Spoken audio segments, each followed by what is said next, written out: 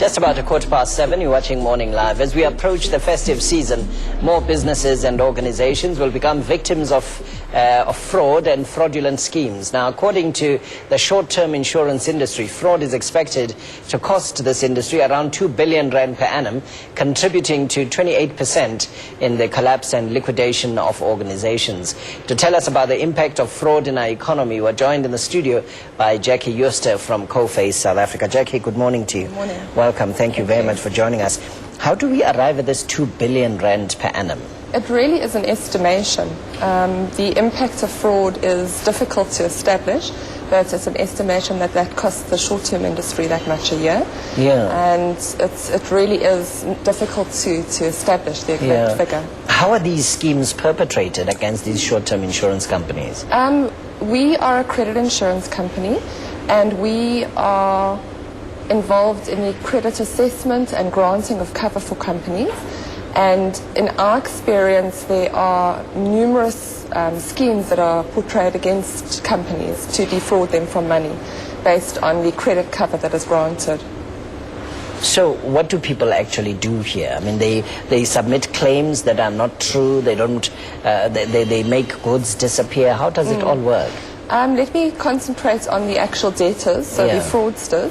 They would, for example, put an application in on a company that is creditworthy, so they misrepresent themselves in terms of that they represent a creditworthy company, put a application through to a company, and credit is automatically granted without the company actually questioning could there be fraud associated to this. The goods are then delivered, and then the debtor disappears or runs away with the goods.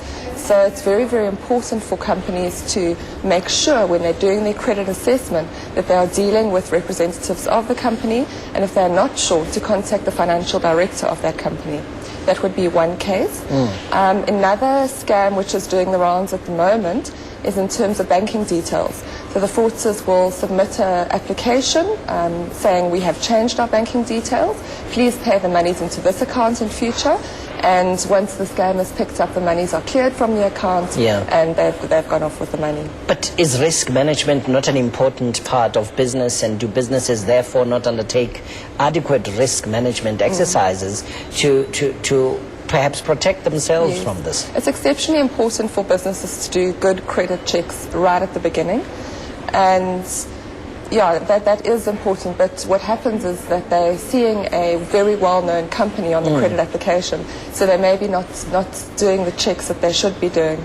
The current economic slowdown, is it likely to have an impact on this as well? It does. With the high inflation rates and high interest rates, people are more and more desperate for money, and I think the fraud is definitely on the increase. Yeah, and companies have accepted that fraud is part of the reality of doing business? We hope so. We think that companies aren't aware enough of the potential risk of fraud, and it is a big risk. Yeah. And so I think there's more and more awareness, and that's what we'd like to stress, is that be vigilant in this time. And do what? If you are vigilant, what would you do differently in your normal execution? Yeah, you would check your credit application 100% carefully. Check for one of the indicators is that cell phone numbers are put onto the application form.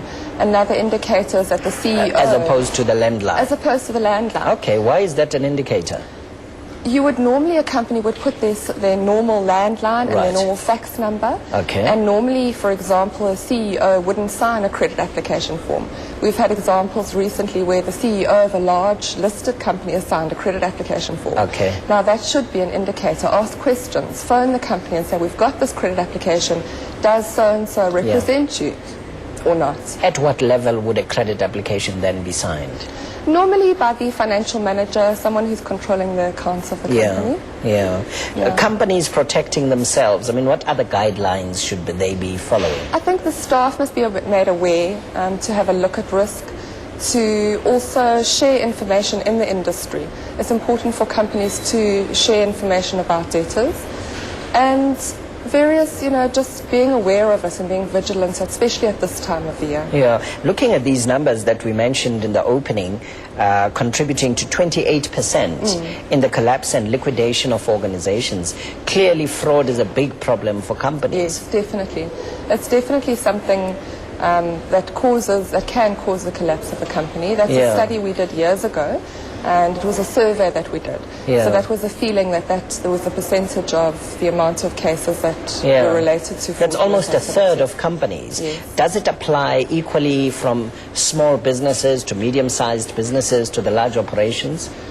I think it can be perpetrated for years ahead of advance, and it can be normally small and medium-sized businesses that you're looking at. The established ones would have proper risk management activities in place. So somebody listening to our conversation and saying, okay, so I run a small business, what should I do? You say educate your staff, make sure that the staff is aware and people are thorough in what they do. And do your credit checks up front, make sure you know who you are dealing with at the company.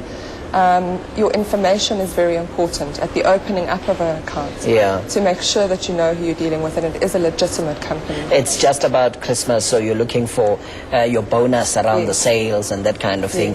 Don't be duped by large orders. Exactly.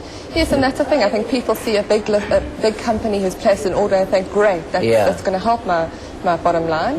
And they may be too quick to accept that application and to deliver the goods. And then you don't get your payment come January, you are in big trouble. And historically it is a bad time of the year. Our collections and claims matters in February, March are very, very high because of the December period. Okay, so you find that around February more summonses and those kinds of things are sent out. Yes, because of the December period. All right. Is there a place where people can reach you? They've been listening to our conversation and thinking this is useful information for their business. How can they reach you? They can reach us at cofaceza.com. Cofaceza.com. Okay, www. That's correct. All right. Jacqui, thank you very much. Jacqui Jooste is Operations Director of Coface SA. So you can reach them at www.coface, COFACEZA.com. 22 minutes past 7. Time for the sports news. Leanne, good morning.